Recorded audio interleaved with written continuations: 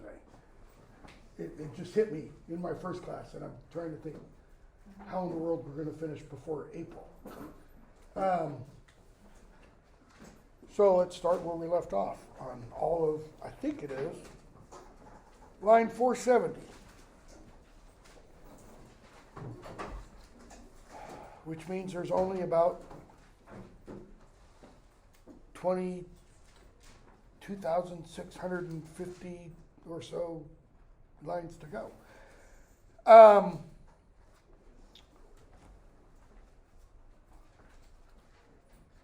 Where we left off the other day, Hrothgar tells Beowulf, you're here for past favors done to your father.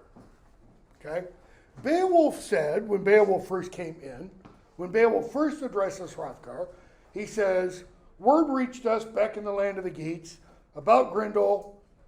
I got advice. People said I should come help you. That's why I'm here. Out of the goodness of my heart. Hrothgar turns the tables. Hrothgar says, no, you're here because many years ago when I was newly in my kingship, he says, I provided aid and comfort to your father. Your father killed a guy. I gave him exile, refuge, because his people kicked him out. They wouldn't protect him. And then he says, and I paid the weregild for your father. All right? I think this is, and not much has been written about this. In fact, not anything, I don't think, has been written about this. In all the years of Beowulf scholarship. I think this is important because it addresses Beowulf's age and Hrothgar's age. Okay?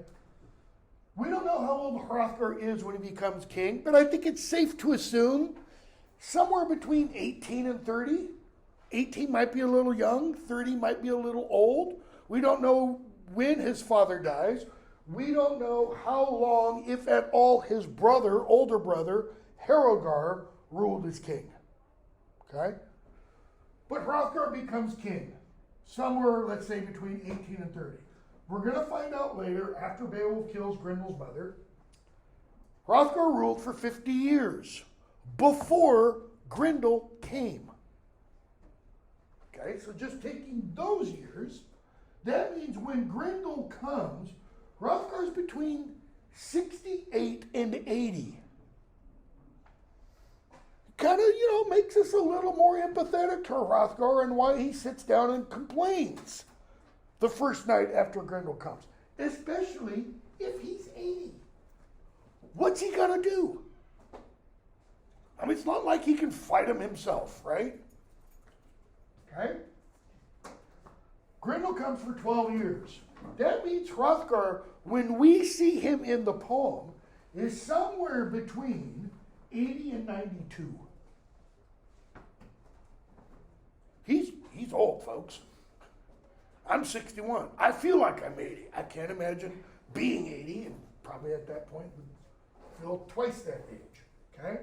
So he's 80 to 92 when Beowulf shows up on the stage, in the hall. So what do we know about Beowulf? How old do we think or know Beowulf is? We're not given an age. Beowulf will say, however, in his opening speech, he talks about in his youth, he captured 5, slaughtered a tribe of giants, fought water monsters, sea monsters, etc. When someone uses that kind of phrase, in my youth, it implies what? No longer in one's youth. So then you have to decide what's meant by youth. What age range is that? Probably in this time period, it's pretty close to that. Sometime between 18 to 30. So in my youth that means Beowulf is no longer 18 to 30. But it doesn't give us anything else, anything more than that. So Hrothgar said, when he was first told about Beowulf, I knew him being a boy. And we talked about that a little bit. How, age range, 3 to 10, 5 to 10, something like that possibly. Well, question is, when did he know him? And Hrothgar is going to say, the passage we just finished on Tuesday, he says, I was newly in my kingship when I sheltered Ecgtheow. So the question becomes, when Ecgtheow sought refuge from Hrothgar, was he married? Did he have a wife and child at that point? We know who his wife is. We don't know her name. We know she's the daughter of King Hrethel of the Geats. She's his fourth child. Okay? I don't think it's plausible that Hrethel would have married his only daughter to Ecgtheow after he was in exile. If he was in exile, that means what? He's persona non grata in the land of the Geats. That means a man without home, a man without grace. You cannot come back. All right? So more than likely, she was married to him before he got exiled. So when he was exiled, had Beowulf been born yet? We don't know. Could Beowulf been born at some point after the exile? Yes, he could have, but we don't know.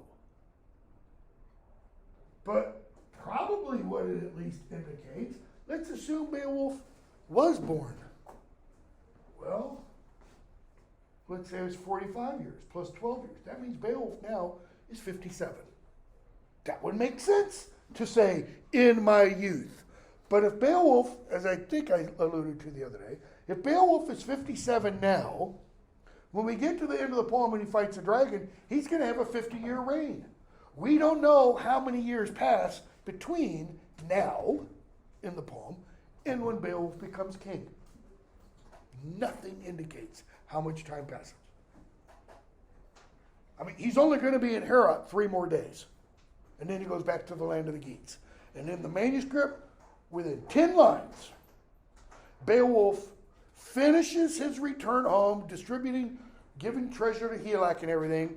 And then in a 10-line passage, Hygelac dies and Beowulf rules for 50 years. That's it.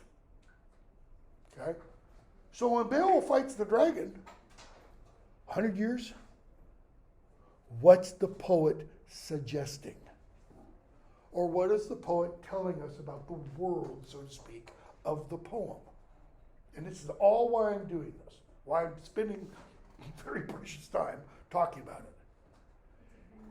It's a fantasy. It's not meant to be the real world. And a lot of scholars and critics read it like it is supposed to be in the real world. You're not supposed to read the Iliad thinking, this is history. Why? Achilles, demigod. Don't really need to say much else, right? Athena shows up on the battlefield. Poseidon gets pissed at Odysseus. Other world kind of situation. It's fantasy. It's myth, if you want. It's mythopoeic. It's creating myth. Okay? But why do modern Beowulf, I'm going to call him modern for a moment, why do modern poets create myth? What's the purpose? Same reason old myths were created. To explain things. Or to communicate an idea. Okay? So, pick up with around 470, because this is going to get, the whole communicating idea is going to come up in a minute. He settled the feud with the fee money. That is, he paid the weregild. I wrote up here the other day. Means literally man price or man gold. All right? It's the price you pay for having killed someone. And he says, now it's a sorrow to my very soul to say to any man what Grendel has, I went sent to the Wildings over the waves, over the crest of the waves, ancient treasures. He swore oaths to me. Okay? He pays the weregild. He refers to Ecgtheow, Beowulf's father. Swore oaths to me. What does Hrothgar mean by that?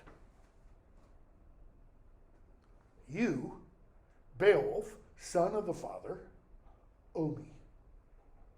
It's like that debt gets passed on. Look at your footnote. It is this oath passed on to the next generation that Beowulf is fulfilling. At least this is Hrothgar's public sentiment.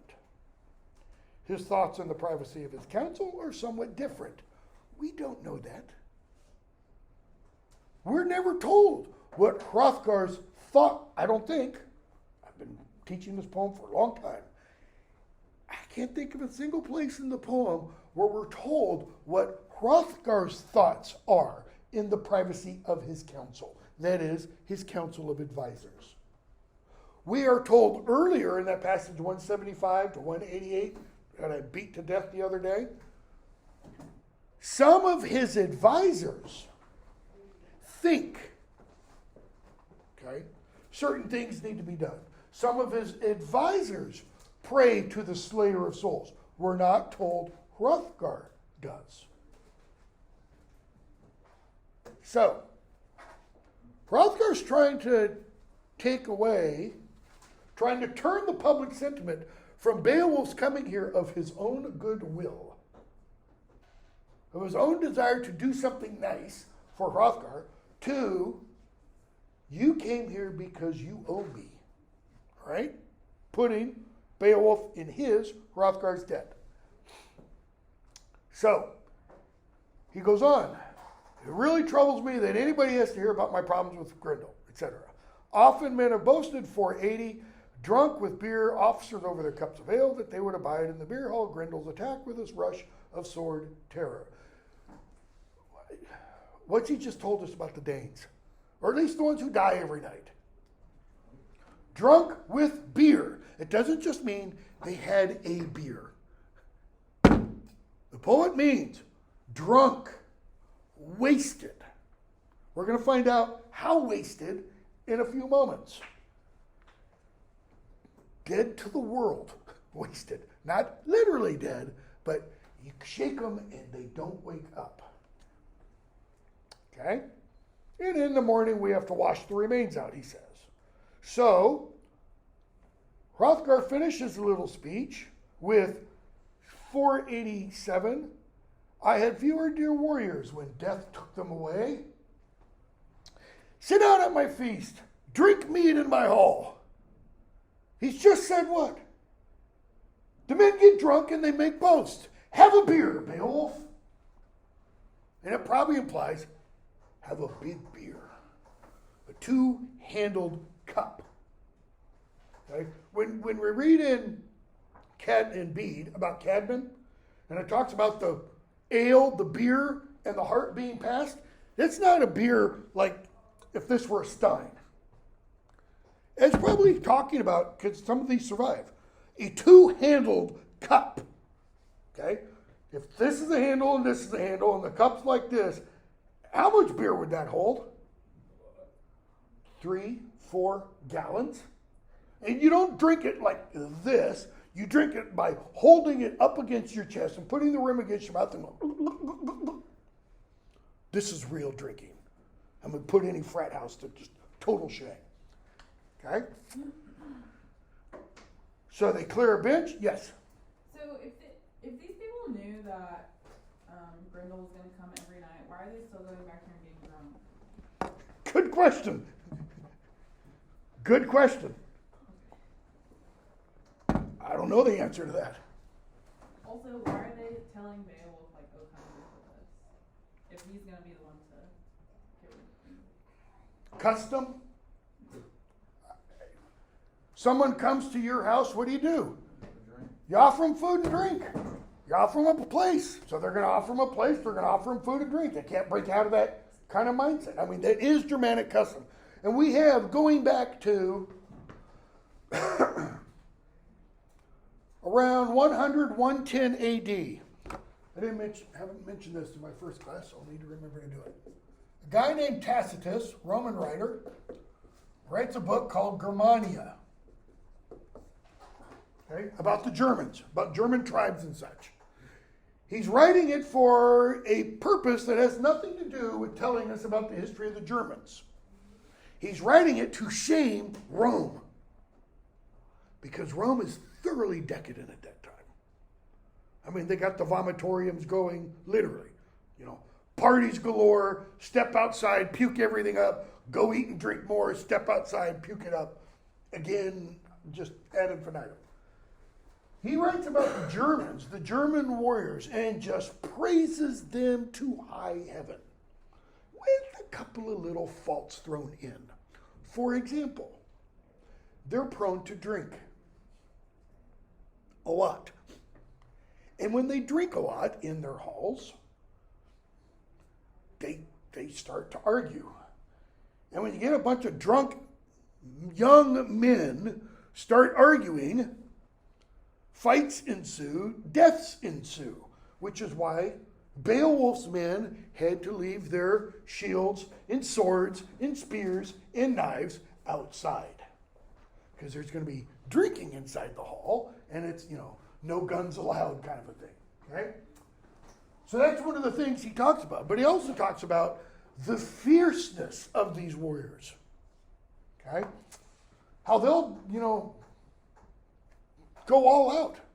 And he gives us a reason why. This is in Tacitus.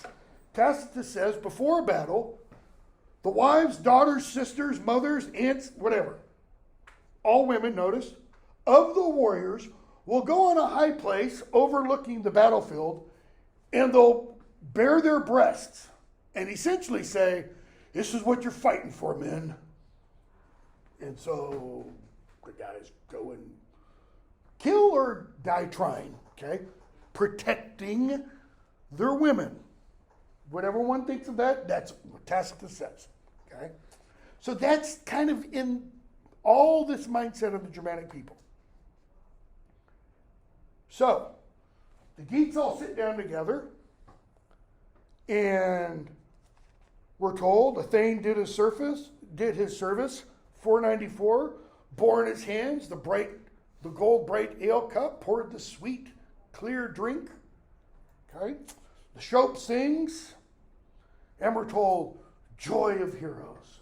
This is like a mini prefiguring of Valhalla. Fit 8. Unferth speaks. Okay?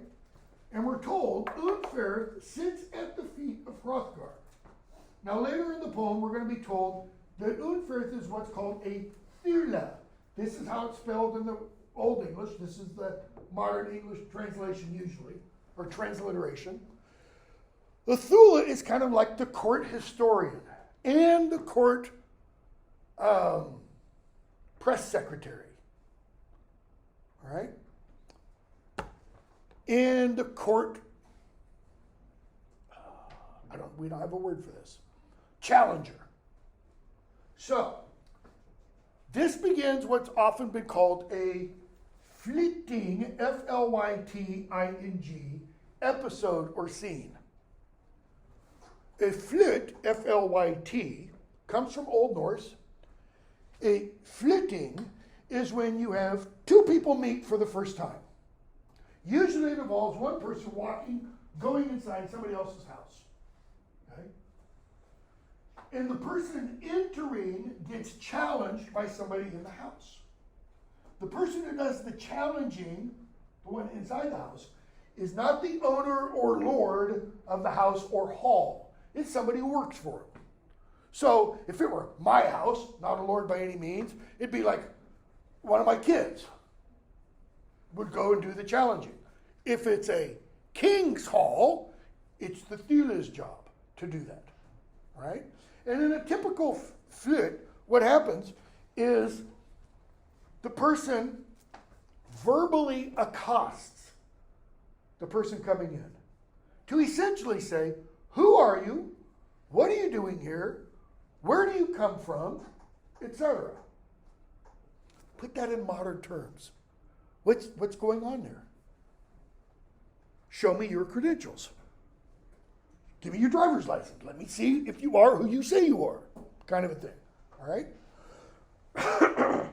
But But what they're really doing, it's not like asking for a resume.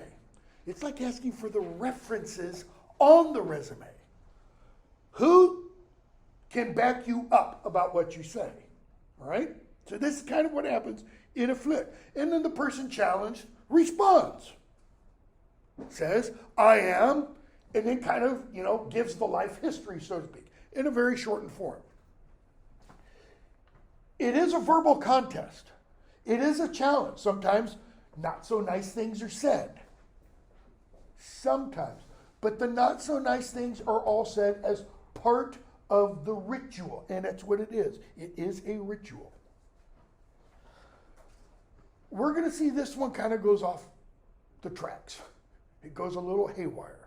Or at least I'm going to suggest it does. So Unferth, we're told, son of Edgeloff. Edgeloff means edge, sword blade, knife's edge. That's what the edge refers to. The edge of a blade.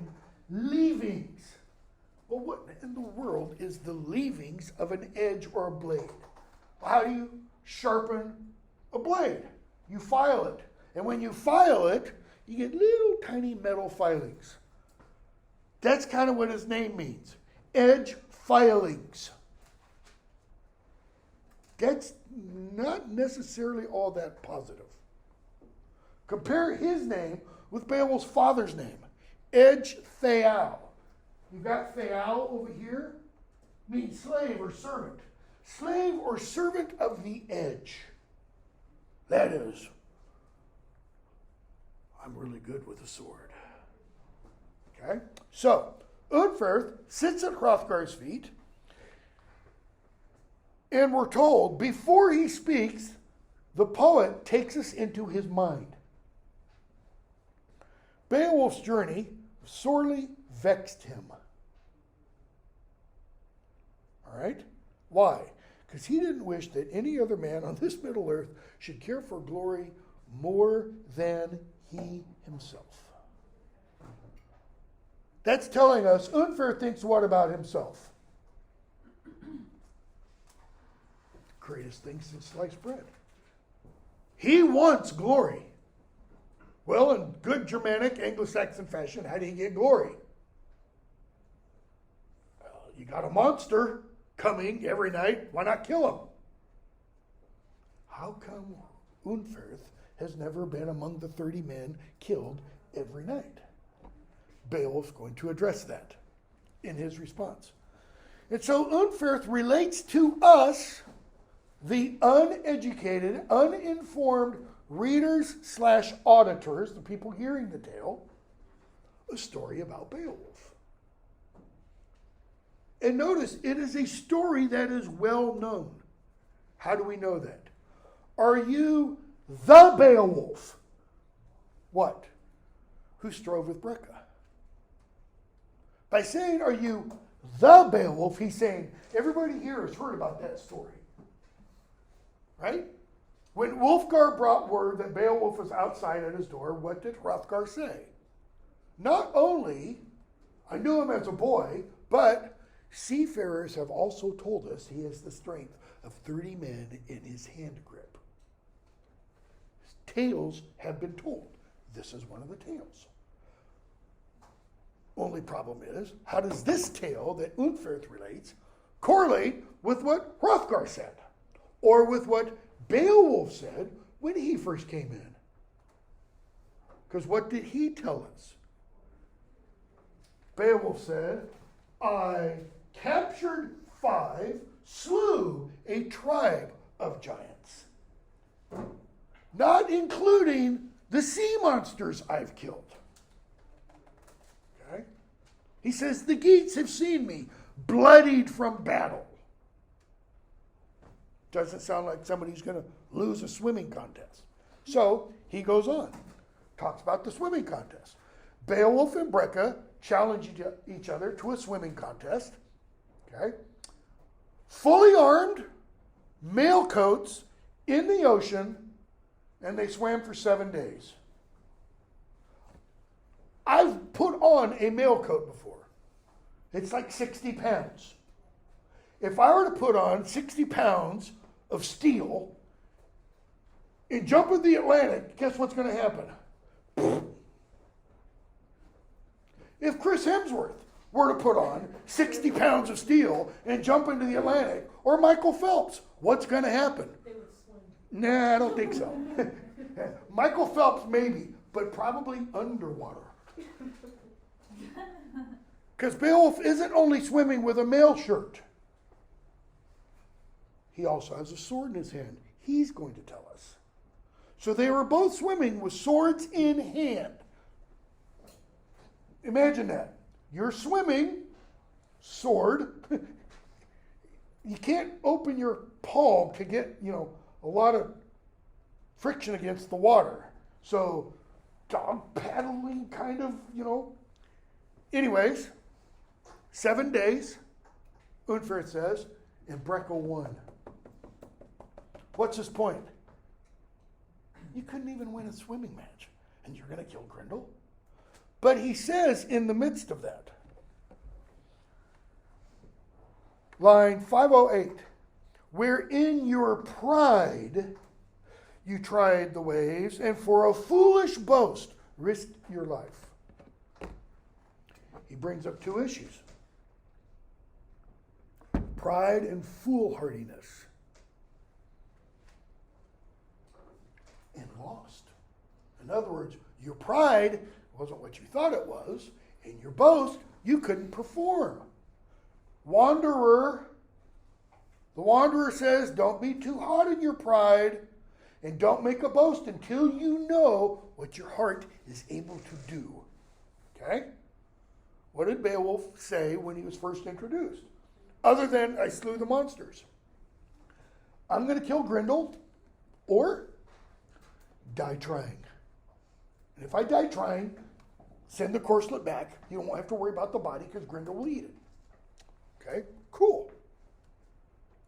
So I expect, 525, a worse outcome from you, though you may have survived the storm of battle, some grim combats. Notice he throws a bone to Beowulf.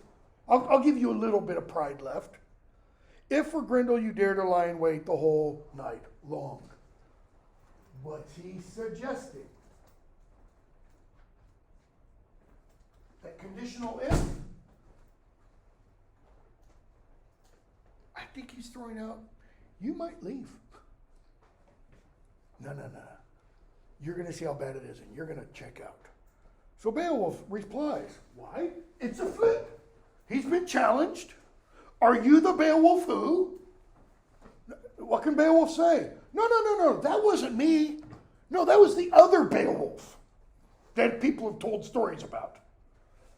Beowulf Jr., so to speak. What a great deal, Unferth, my friend, drunk with beer, you have said about Breca, told his adventures. Why did he call Unferth my friend and then say drunk with beer? It's like Congress. An awful lot of members of Congress, whether of the House or the Senate, they just can't stand each other. And yet, because of the rules of each house, you can't say, the dirty, rotten commie Pico, member from New York, kind of a thing. You have to say, my esteemed colleague and friend. As you're shaking him in the back, What a great deal, Unferth, my friend. His name, in the manuscript, it's always written with an H, Unferth, anyways. His name means mar peace. The Ferth means peace or faith. Unpeace, unfaith. Okay, I think that's pretty significant. Lack peace. If it's unpeaceful, then what? War, conflict, battle. Drunk with beer. What out has Beowulf just given Unferth? Yeah, you wouldn't say this if you were sober. He said, you've said a lot about Breca and his adventures. I will tell the truth. In other words, it's like he channels Paul Harvey. Now, for the rest of the story. Look up Paul Harvey on YouTube. Guy used to be was in radio for like 50 years. He had this little thing, and he would tell part of a story, and then he'd say, Now for the rest. The first part would be part everybody heard about some person, usually some famous kind of person. And then he would finish telling us something nobody knew about this person. Okay? Beowulf says, now let me give you the real story. He's heard Brecca's part. I had greater strength in the sea, more ordeals on the way than any other man. When we were just boys, we two agreed and boasted. We were, and there it is again, we were both still in our youth. Just boys in our youth. Define it. Just boys sounds like, I don't know, 8 to 10. 8 to 10 can't wear male shirts or hold a sword. Not a real sword. They might have a little toy sword. In our youth. People use those kinds of terms. When I was a boy, in my youth, are people more like me than like you. Because I can look back on my late teens and even 20s and say, stupid boy, I didn't know. That out on the great ocean, we would risk our lives. Why? Young and what often comes next? Dumb, stupid. You do stupid things when you're young. Hopefully, not you. Hopefully, you learn and stop doing those stupid things, which some of us don't learn. We had bare swords when we swam, so that's where he tells us. Okay? He couldn't swim far from me. I couldn't swim far from him. Notice, Brecca tried to get away. I kept up with him. I tried to break away. And Brecca stayed with me. He's giving some credit here. What finally separates them? The current, the waves, and notice it's not 7 nights. He's correcting that false detail. It's 5 nights. Sea monsters grabbed me. Now, Beowulf could be totally BSing. Sea monsters grabbed me, dragged me down to the bottom of the ocean. First off, what ocean are we talking about? The Geats live, if you look at the map that I've got on D2L, under the Old English stuff, the Geats live at the southern tip of the peninsula of Sweden. What ocean is that? It's the Baltic Sea. Cold. Really, really cold. That's where they probably jump into the water.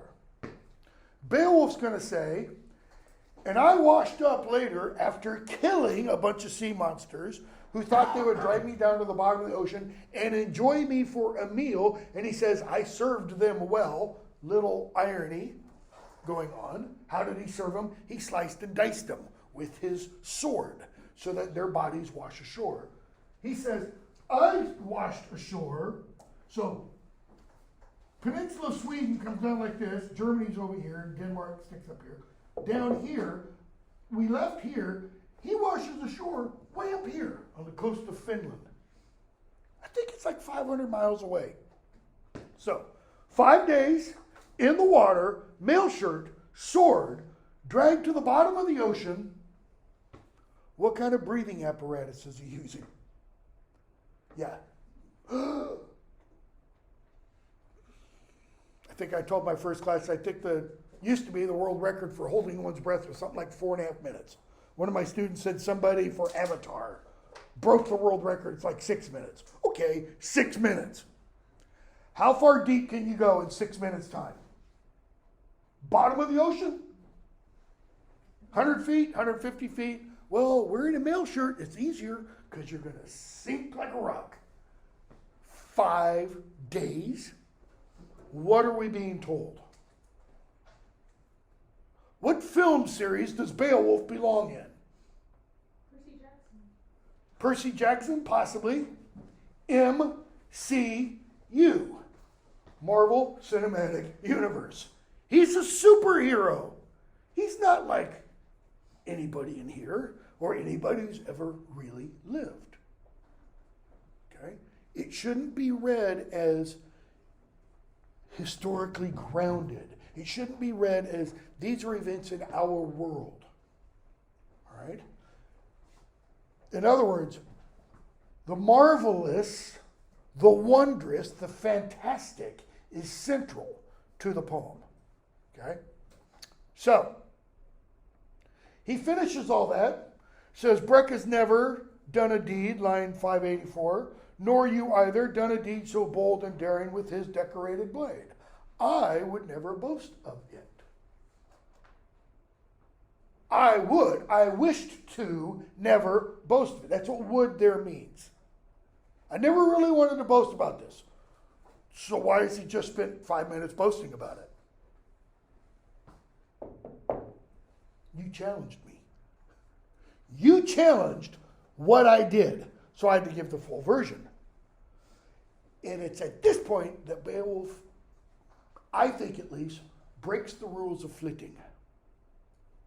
He brings something in that shouldn't be said. See, in the flitting, you can go so far, but then you can't go beyond that. You can't say your mother wears cowboy boots in bed, as an example of a slur, right? That goes beyond the pale, so to speak, or any other kind of slur. What does Beowulf say? So he says, you've never done a deed so bold. 587. Though you became your brother's killer, your next of kin. He's just accused him of kinslaying. Let's pause for a moment. Where have we seen or heard of kinslaying in the poem? Grendel, who is a descendant of Cain, the original kinslayer, who opened up a feud with God. Right? So Beowulf has just said, Unferth, you're a kinslayer. That's like saying you are the moral descendant of Cain. Not a physical. Grendel's the physical descendant. He's a moral descendant of Cain. And where does he sit? At Hrothgar's feet. Hrothgar, the lord and king of this hall. Unferth is kind of like his right-hand man. Hamlet says, something's rotten in the state of Denmark. The fish rots where? From the head down. What's my point? What might Beowulf, the character, and the poet, relating through Beowulf, be suggesting? There's a problem here. And the problem isn't on the periphery. The problem isn't Grendel. The problem's in the middle.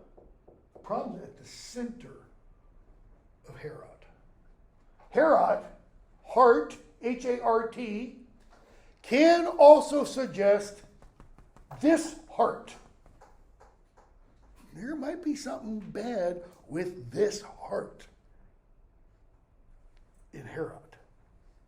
Okay? So, does Beowulf stop there? Yes. Lily.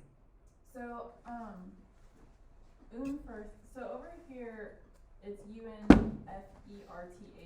Yeah, that's how it's spelled in your text. In the manuscript, it's always spelled with an H. Oh. All editors drop that.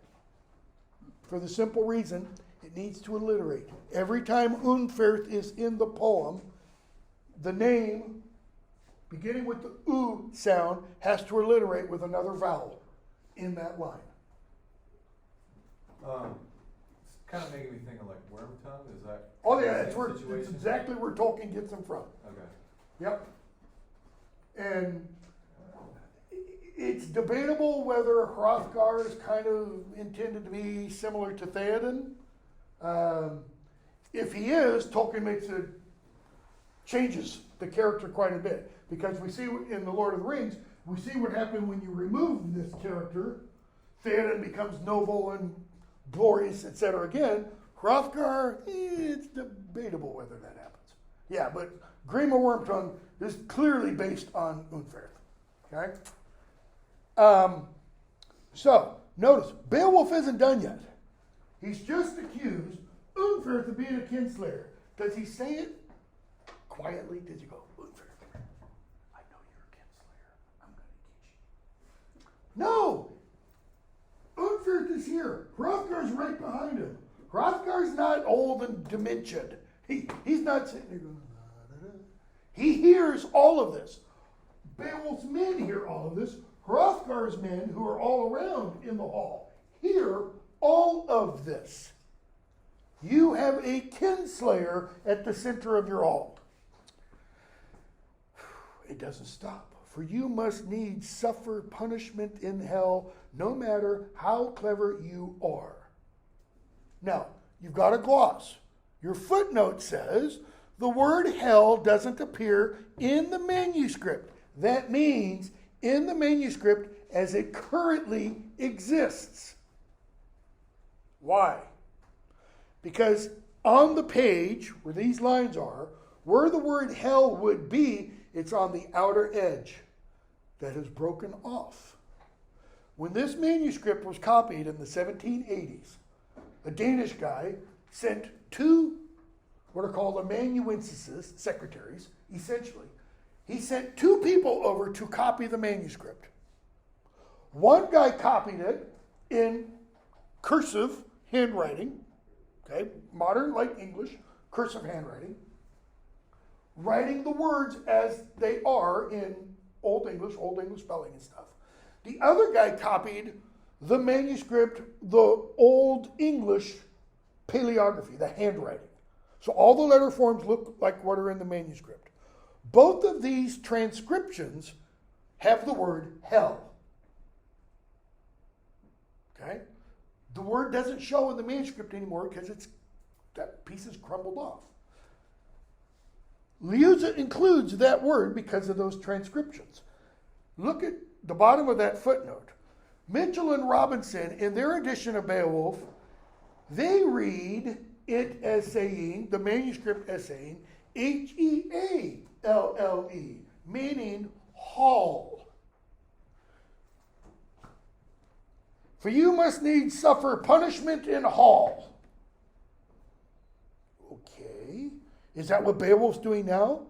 Verbally punishing him? Is he giving him the proverbial tongue lashing?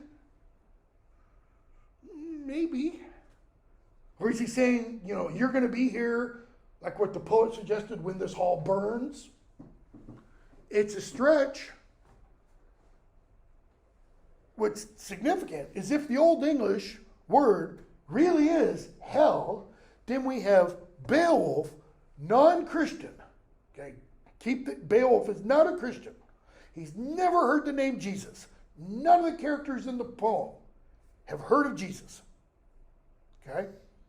He's saying, you deserve to burn in hell. Which is kind of anachronistic because they haven't heard of hell. They have the Germanic notion, hell, H-E-L, but that's not a place of fire. That's a place of cold. Really cold. Freezing cold. And if you're familiar with Dante, the lowest circle of hell, anybody know? Lake of ice. Satan is frozen in a lake of ice. And all the traitors and betrayers are down there stuck in ice. Okay? So, Beowulf doesn't stop.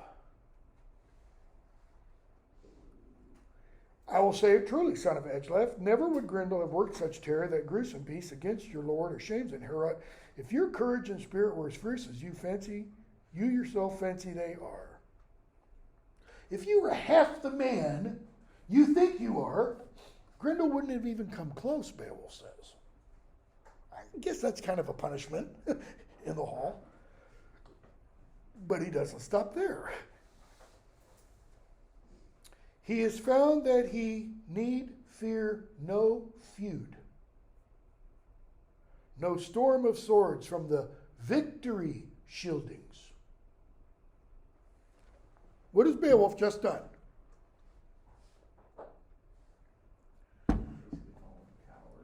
Who? What's his? Not just Unferth. Maybe all of them. All the Danes. What? He's found he need fear no feud. What do you have to have for a feud? Two sides. If one side just keeps coming in and slaughtering, that's not a feud. That's, in Grendel's mind, that's dinner. Breakfast, lunch, and dinner, in one sense. He just and they don't put up any fight. Or they attempt to, but how do they attempt to? What have we been told? They drink, they get totally wasted, so when Grendel comes, hors d'oeuvre, salad, main course, dessert. Do they fight? No, they're all dead to the world when he kills them and eats them. From the, what's he call the Danes? Victory shield. Yeah, what's Beowulf / the poet doing there? What kind of figure of speech is that? How victorious are the Scyldings in their battles against Grendel? He's mocking himself. He's mocking them. This is irony.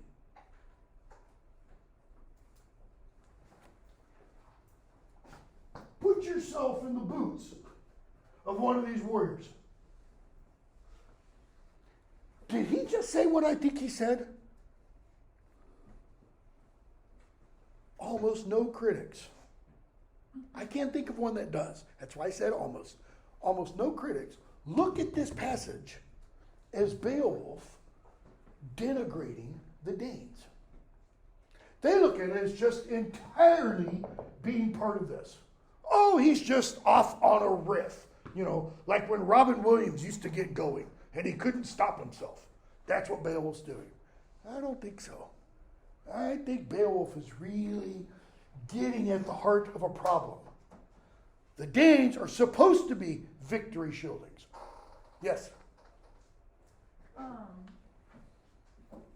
With the idea that these Danes just go to this hall every night and then they get drunk and then Grendel comes and eats them, that seems like, maybe I shouldn't say this. No, go ahead. That seems like kind of like a lazy plot. Like, I feel like if I was writing this now and I was like workshopping it, people would be like, okay, but why? Like, why are they, I just don't understand. You're looking for something in the poem that the Anglo-Saxon mindset didn't have. And that's, for lack of a better phrase, plausible motivation. I mean, we think today, characters have to be what? They have to be plausible, they have to be motivated. That's all part of characterization. That's really not all that involved here. They don't have to be plausible. Really? Swimming in the ocean for 5 days? How plausible is that? It's myth, it's fantasy, it's, okay.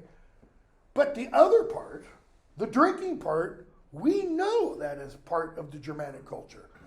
It's as much part of the Germanic culture today as it was back then. And we have historical sources that talk about the love of drink. Well, what often happens to people who drink excessively?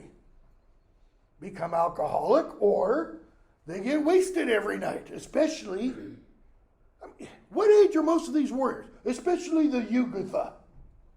They're frat boys. That's essentially what he's talking about. And drink a lot and end up wasted. But they're frat boys with swords and shields and knives and armor, and they're one-upping each other. I mean, how did drinking contests begin? Oh, yeah? And you go down that road. And in that sense, it's very realistic. But yeah, you do have the problem of the monster that's going to come. But the warrior mindset says what? I can beat him. What do I need to beat him? Courage. What helps you feel more than what you are? Yeah, liquid courage. That's exactly what it is. Okay? And part of this mindset is what I have written up here, the berserker idea. Norse warriors were supposed to enter a berserker mindset. They were to go berserk. Berserk means bear shirt. Literally means bear shirt. Like you're putting on the shirt of a bear. What the hell does that mean? Shape shifting. Not literally turning into a bear, but metaphorically becoming bear-like. How so? Bears don't back down, it's thought. If when I used to go backpacking, Yosemite and such, my dad and brother and I would go backpacking. People would say, well, if the bears come, run. No. Why? Bears can outrun humans. You know what you do if bears come? Either roll over and die, pretend to be dead, literally, and a lot of bears will just leave you alone. Grizzlies are not known for doing this. Or you make yourself as big as possible and make as much noise as you can. You yell and scream. If you've got pots, you bang those pots together. Bears don't like that. It doesn't mean they're going to go towards what they don't like. They're probably going to rear up, in which case you go, help me, Jesus. Because brown bear on its hind legs, you're talking 8-10 feet tall. Okay? This mentality. How do you enter this mentality? A few beers, modern today, you could take a few pharmaceuticals and leave this world behind, so to speak. Okay? So, he doesn't fear a feud, no storm of swords from the victory shieldings. It's almost like he's saying, the victory shielding swords are like 4-week-old celery. Limp. And I'm not being Freudian or anything like that. It just means their swords are useless. Well, turns out in the poem, swords are useless against Grendel. They don't know that. Grendel has a spell woven about him. No sword can hurt him. Beowulf doesn't know that when he vows to fight him barehanded. It's just part of the providence of the poem. So, no resistance at all from your nation. You guys are a bunch of pushovers, is what Beowulf's telling them. He takes his toll. Literally, what does that mean? He counts out what is owed him. A bank teller isn't someone who tells things. It's tell in the sense of toll, counter. All right? He takes his toll. He takes what's due him. And it seems like, 30 a night is what is due him. In one sense, and I've literally never thought of this until just now. It's almost like what Grendel is doing is he's taking his tribute. Just like Hrothgar got tribute from surrounding nations, Shield-Sheving got tribute from surrounding. This is Grendel's tribute. All right? He takes his toll, spares no one in the Danish nation, but indulges himself. Hacks and butchers and expects no battle from the spear Danes. You guys with your tough spears just get slaughtered every night. So Beowulf extrapolates from his, I'm going to call it attack on Unferth to the whole Danish nation. Okay? But I will show him soon enough the strength and courage of the Geats in war. What's he just done?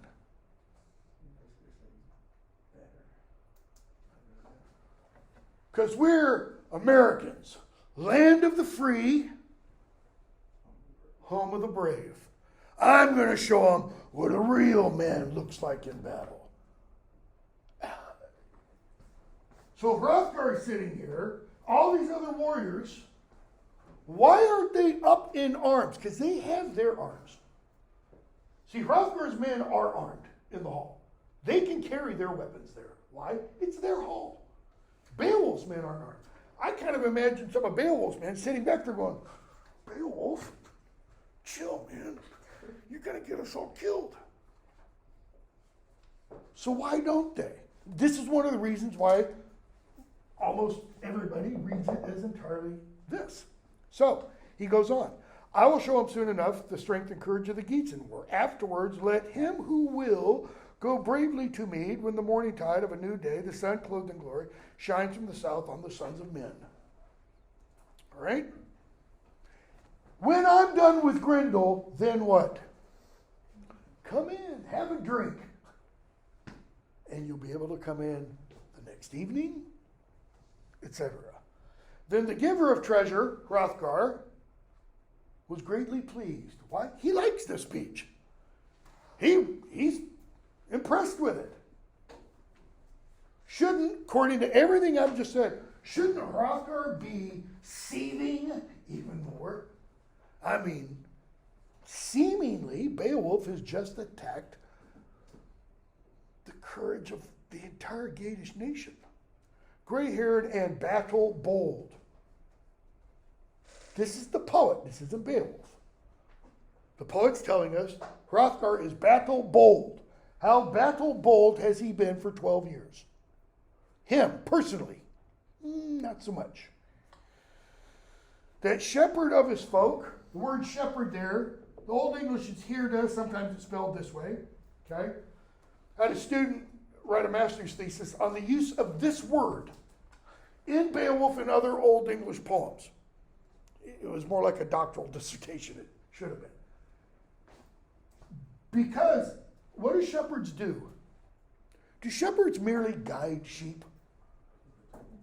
They protect them. Okay? The shepherd of his folk. He guides, protects, looks over. It's a metaphor for king. It's used throughout the poem. But we're also going to hear the same word used to describe Grendel. Except he's not a shepherd of the folk. He's a shepherd of sins. Like, whoa, lust, come back, don't get lost. Gluttony, over here, Anger, to me, it's like he rounds them all up in himself. He recognized Beowulf's firm resolution. And I think that could be why he accepts everything Beowulf says. He looks at Beowulf and says, like the Coast Guard did, this isn't a man who only boasts. This is somebody who's going to do it. Hrothgar seemingly has been hearing what every night for the last 12 years? I'll do it, Lord. I'll fight him and wash him out in the morning. Every night. Nobody has been able to fulfill the boast. He hears Beowulf and is like, I think he can do it. So what happens? Laughter of warriors, lovely sounds, winsome words. Wealhtheow, Hrothgar's wife, goes around carrying the cup. So let's look at her name for a minute. The Welsh, W-E-A-L-H. It's the word related to Wales and Welsh. If you remember what I said earlier, like first, second day, what's it mean? Exile or foreigner. Exiled slave or servant, foreign slave or servant. It doesn't mean she was captured in war. Usually she's read as having been married off by her father to bring peace between her people and Hrothgar's people. We're going to be told the Lady of the Helmings. That means sons or children of Helm. Helm simply means protector. A helmet, like in Lord of the Rings. Helm the hammer, A helmet is a protector just of the head. Okay? So, we're told she's mindful of customs. Prior to Tolkien, this is the kind of stuff scholars read Beowulf for. Oh, it gives us insight into ancient Germanic social practices. The lady of the hall, house, whatever, she walked around and did what? She distributed drink. There's a guy, a scholar at University of South Carolina. I think he's retired now. He wrote a fantastic book called Lady with a Mead Cup. Gets his title from this. And it's all about this trope through Indo-European literature. It's not only in Beowulf. You see it in Indian literature, you see it in Slavic literature, you see it in Greek and Roman literature, Celtic literature. In other words, this image of a woman with a cup figures prominently. For those of you who have read Harry Potter, it's in Harry Potter. Madame Rosmerta, who runs 3 broomsticks. Okay? Rosmerta is the name of Celtic goddess of hospitality. Rowling does her research. So, she walks around. She gives Hrothgar the cup first. Why? King. And then she goes to everybody else, and finally she goes to Beowulf. And she, 625, thanks God with wise words that her wish had come to pass, that she could rely on any earl relief from those crimes. Notice, she what? She wished, she hoped for, had written over here, Tuesday, relief, change. That things wouldn't always be the same. And so Beowulf speaks. Says, I told you I would entirely fulfill the wishes of your people, or I would die. I will perform a deed of manly courage, or in this mead hall I will await the end of my days.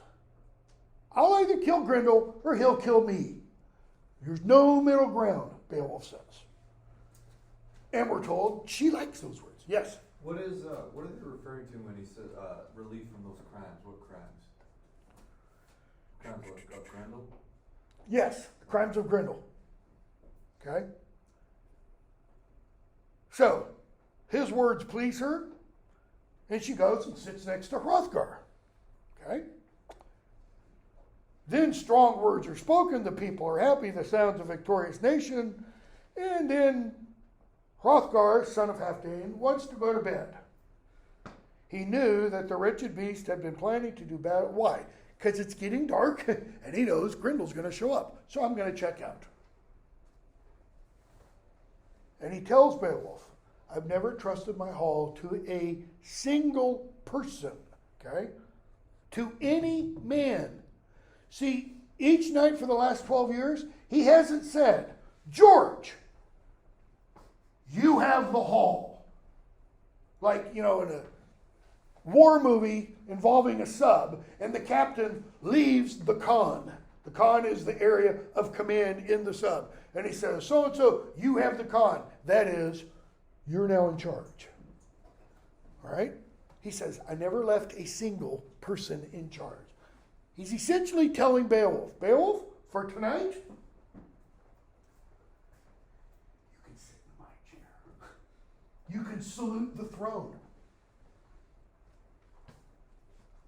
Except to you. Have it, hold it, protect it. If you do, if you win, you'll have all that you desire. And if it were Han Solo, he'd say, I don't know, I can desire a lot, lots.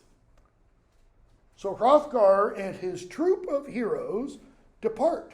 And we're told the war chief wished to seek Wealhtheow. Line 663. He wished to seek Wealhtheow, his queen's bedchamber. That is not what the Old English reads. The Old English reads, the war chief, Wolda Wigfruma, Wolda wished, desired, wanted to, Wigfruma, Wig means war, Fruma chief, Wealhtheow second, Wealhtheow to seek, queen, to Yebedan. To Yebedan is a verb. It's not a noun. It's not a bedchamber. Take the ya and the on off the verb. Yebedan, and what do you have? Bed. The queen, Wealhtheow to seek, queen to bed. He wants to bed his queen. It's a euphemism, right? He wants to have sex with his wife. That's what it means. So, he's leaving Beowulf in charge of the hall, while Hrothgar's going to what? He's going to go have a roll in the hay. Is there a problem? Again, this is a passage almost no critic discusses. Why? Because it's a problem. I think it's ironic. It's meant as irony. The great war chief is not going to have war in his own hall. He's going to battle of the sexes, with his wife. He's going to bed her. The glorious king had said against Grendel, hall guardian, as men had heard said, who did special service for the king of the Danes, blah, blah, blah, blah. Okay? So, line 670. 69. Surely the Gatish prince, this is Beowulf, greatly trusted his mighty strength, the maker's favor, when he took off his iron byrnie. So, he's trusting in two things, actually.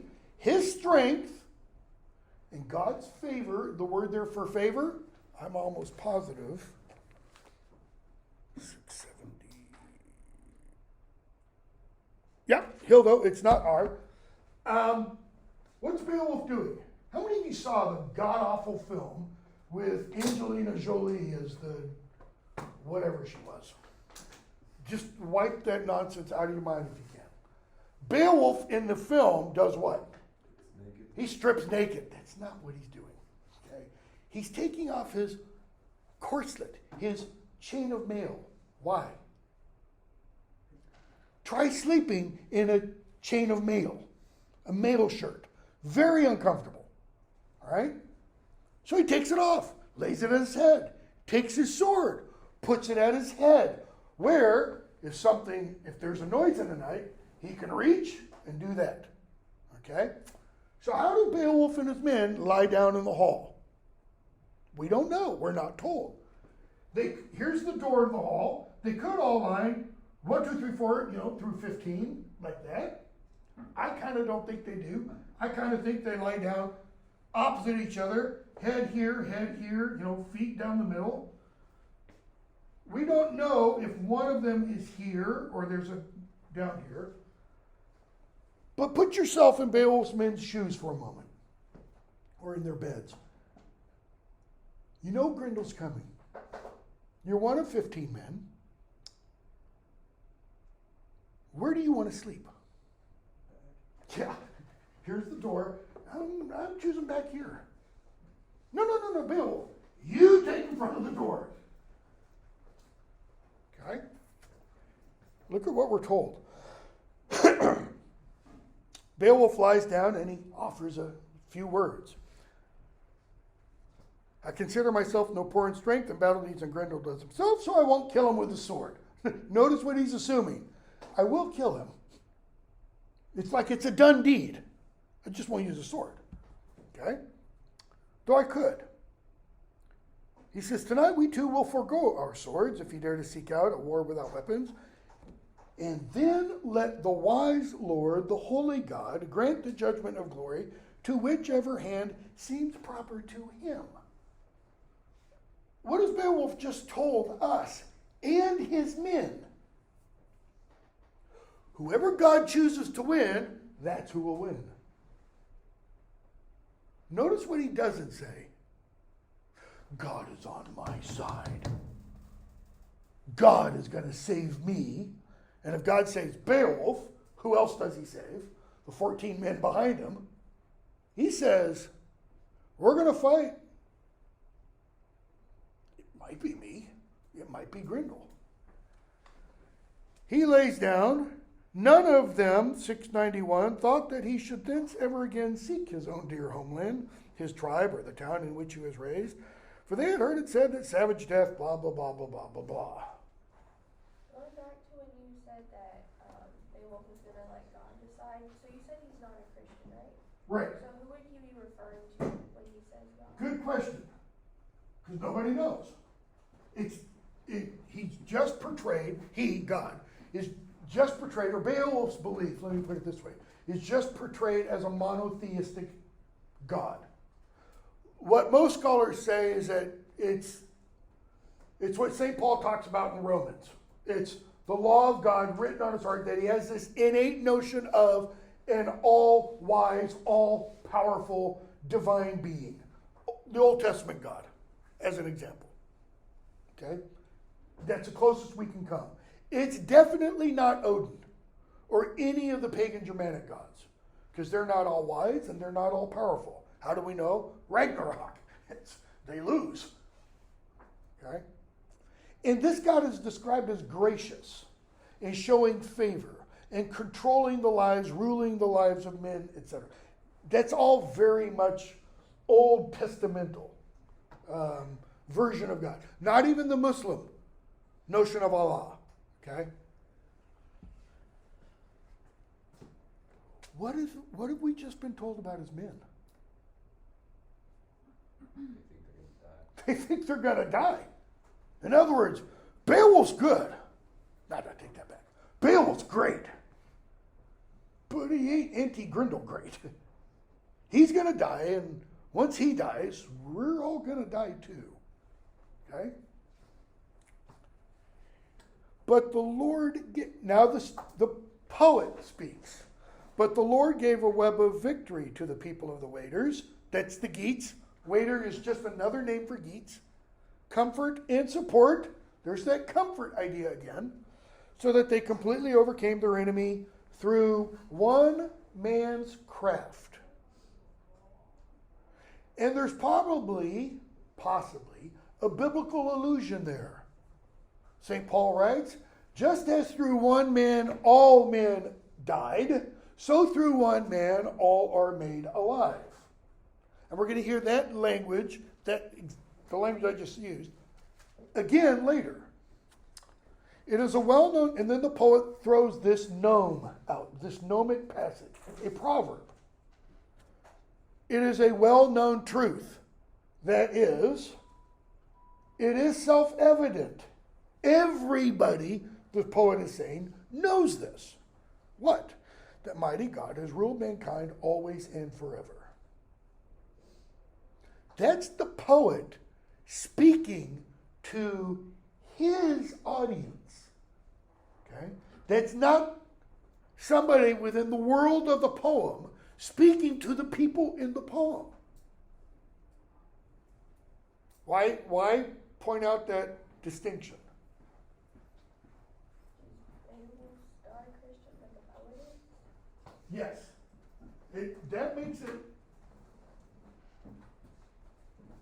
it pretty clear to an awful lot of scholars that the poet is Christian. This is the poet saying this. Beowulf doesn't know this. Tolkien talks about in his essay on Beowulf, that this is a Christian poet looking back on a period of time and at people who were not Christian, and yet he looks kind of longingly and approvingly at them. Why? Because even though they were pagan, they acted in a way that we could go, well done. In other words, they did the best with what they could. They did the best with what they knew. All right? But what does that, it is a well-known truth that mighty God has ruled mankind always and forever imply? He was there even though they didn't know him. God's still around back then, even though they didn't know him. Do I have the word written down over here? Anywhere? No, I don't. I thought I did. The idea of providence. God's ruling power over the universe. Ruling is not the same as destining. This is not the Calvinistic notion of predestination, which we'll talk about later when we get to 16th and 17th century. But it is an idea that Boethius has in the Consolation of Philosophy. Remember, Tuesday, I had a list of works up over here that Alfred had translated himself, and I had the last one with a blank, and I couldn't remember it, is Boethius' Consolation of Philosophy. By the way, I also had another one. I said Gregory's Soliloquies. It's not. It's St. Augustine's Soliloquies. Okay? So if you have notes for that, I'll send a note by, whatever. Why the consolation of philosophy? Why would Alfred want the consolation of philosophy translated? Boethius was a 6th century Roman senator, high-ranking, friends with the emperor. This, by the way, is the second most important book throughout the Middle Ages. It's the most widely quoted and the most widely read. The most important one is the Bible, for those who could read in Latin, because there were no vernacular translations. Real quick, well, probably not real quickly. Boethius, real person, okay, was friends with the Emperor Theodoric. Theodoric was a German, all right? He was an Arian. Remember we talked about Arius and the Arian heresy. He was an Arian, and Boethius was very good friends with him. Somebody told Theodoric that Boethius was plotting against his life. For whatever reason, Theodoric believed it. Had Boethius imprisoned, put on death row. He was going to be killed. From what we're told, jump to the end of it, he was killed. A very gruesome form of capital punishment. He had leather thongs wrapped around his head, tightened, and then water poured on them. Anybody know what leather does when you get it wet? It shrinks. And they just kept tightening and wetting until his head popped. That's a pretty gruesome way to die. Anyways, so Boethius is in prison, and as probably most of us would do if we were wrongfully imprisoned, and it is entirely thought. He would never plotted against Theodoric. This was entirely a lie. He's wondering, why me? And complaining and moaning a lot. And the book opens, it's actually composed of 5 books. You can think of them as chapters, each one a different major theme. And the goddess philosophy shows up. And she's like, Boethius, you've been a follower of me all these years. He studied philosophy. He translated ancient Greek texts into Latin so that Romans and Latins and such could read them. He was a polymath. He knew pretty much everything there was to know at that time. All right? And she's like, come on, philosophy should have told you how to deal with this kind of situation. What does she mean, this kind of situation? Bad things happen to good people. It's not only rotten SOBs that die, sometimes good people. Michigan State, Monday evening or Sunday evening, right? And so she goes through multiple books to talk about, why bad things happen to people, that everything down here is changeable and mutable. We've talked about that. Fate has its powers down here, etc. And then she finally gets to, in book 5, Boethius' real problem, the ultimate problem. It's not just why do bad things happen to good people. It's why does God allow bad things happen to good people if God is all good? I mean, there's the nub right there. And the way she kind of describes it, I've got lectures, by the way, up on YouTube for my European Lit to 1400 course where we did Boethius over several days. Looked at it if you're interested. We're going to get the nutshell version here. She talks about it from the perspective of time and how we experience life. How do we experience life and time? It's linear, right? Can we jump ahead? Nope. Well, 1 second at a time, that's. Can we go back in time? Nope. Can we look back in time? Yes, we can. Every one of us can talk about yesterday. And the day before, and the day before, and then it might start to get a little hazy. Okay? So we experience it down here. We experience it how? We are in the middle of it. What do we not get to see? Big picture, right? We don't see time like from a bird's eye perspective. We try to. James Webb Space Telescope. What do physicists say they can see? Not quite the Big Bang, but pretty close to the beginning of the Big Bang. They think they've discovered galaxies about 400 million years after the Big Bang, which, by the way, should not exist, according to physics. According to standard cosmology, there should be no galaxies 400 million years. There's a huge problem. Some physicists want to address it. Other physicists are like, no, this is not the problem you think it is. We just need to come up with other reasons. Dark energy, dark matter, none of which are proven, by the way. Those are not real as far as we know. They're constructs. So, she says, we need to learn to see the big picture. So don't think of our lives in time. Think of our lives, each of our lives as like a thread. And we're part of a tapestry. How do you weave something? You go up and down and up and down. Or think of each of our lives as a puzzle piece in a big puzzle. What's the puzzle look like when you dump it out? Looks like my life. It doesn't make any sense. And you start to put the pieces. How do we start to put the pieces together of our lives?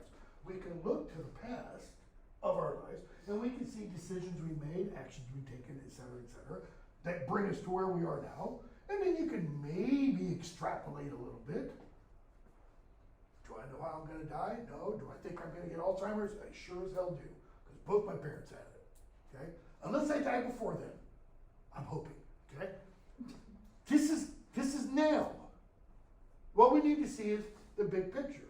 So she says, let's talk about God for a moment. Where is God in time? Outside. He's outside.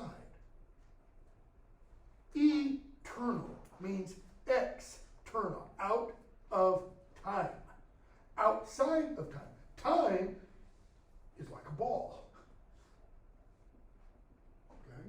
When God looks at time, and what's meant by time,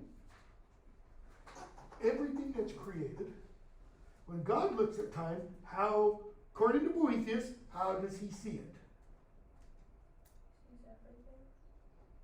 When? At once. At once. All of time now. The eternal present. That is, everything in time is now to God. Just try to, wrap your mind around that. There's not enough duct tape in the world, if you really get going, to keep your head together. That's why St. Paul, Boethius, that's why St. Paul says, from before the foundations of the world, anybody know the rest of the scriptural quotation? Christ was crucified. How? There was no Jesus before the foundations of the world were made. That is, before, in the beginning. Well, from this perspective, yes, there was. Why? Because it's all now. So, Adam and Eve in the garden, cross. Adam and Eve in the garden, Revelation. Now, what's her point? We also exist in this now, and we need to learn to see that part of this gets to this. Our actions work with the divine will via a word that is widely used today and nobody uses it correctly. Synergy. Action with. Action together. Hand, glove. They work together. All right? Look at what the poet has said. It is well-known truth that mighty God has ruled mankind always and forever. Forever means from here on. Always means what? And before. So everything is in God's control. Even Grendel coming. How do we know? So, line 705. Grendel starts, a little bit before it, 702b, Grendel starts coming. 705. It was well known to men. That is, back then, in Yeardagum, it was well known to men that the demon foe could not drag them under the dark shadows. What? if the maker did not wish it. 707, what is the word used there for wish?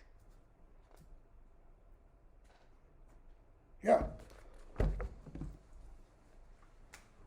It's Nolde, which is really ne wolde. Wolde is the word from which we get modern English would, okay? It means wished, desired, or to will. To will something is to wish it, to desire it, to want it to happen. Ne is what's called a negative enclitic. It makes it negative. If God did not wish, desire, want for it. What is the poet saying? Even back then, they knew Grendel never could have done this if God didn't allow it. And there were right where Boethius is. So what do they never think? What are we told Hrothgar so far has never considered? What did his wise men sitting in secret council never consider? God's will, a little bit more, but entirely right. Why? Why did God will for this to happen? Why does God allow for this to happen? Little giveaway. When Beowulf's land is attacked by the dragon, Beowulf does not do what Hrothgar did. He doesn't sit down and whine and moan and complain. The first thing we're told Beowulf does is he wonders, what did I do wrong? How have I gone against what is right? He assumes this is what? Punishment. Hrothgar's people never consider that. Okay? And that idea flies in the face of 21st century thinking also. But the Beowulf poet, it doesn't. The Beowulf poet, the person telling the tale, wants his audience to consider. Sometimes bad, sometimes, not all the time, sometimes bad things happen. Why? Because it's a punishment. And if it's a punishment, what does one then have to think? What's being punished? So, why might Grendel be coming? If God allows Grendel to come, what's the next question? Why does he allow Grendel to come? Is it because, as one student in my class said, because Grendel gets pissed at the song of creation? No, that's not it. How do we know? Next fit, Grendel comes, and we're told 7:11, he bore God's anger. The Old English, Godes ira bear, God's ire bore. What does it mean to bear something? Anybody, give me an example. To represent it. To represent it? I'm just going to say to hold it, have it. To hold it, to have it, what else? You're missing the real obvious one. To carry it. If you bear a burden, what do you mean? What does that mean? You're carrying that burden. Now, carry there might be metaphorical. It might be on your shoulders. It might be in your bones. Like in your person. He bore God's ire, anger. Does that mean this is God's anger? Grendel's like, here, this is yours. Or is it God's ire, his anger is on Grendel? Most scholars read this as God's angry at Grendel. Might it be that Grendel is bringing God's anger to the Danes?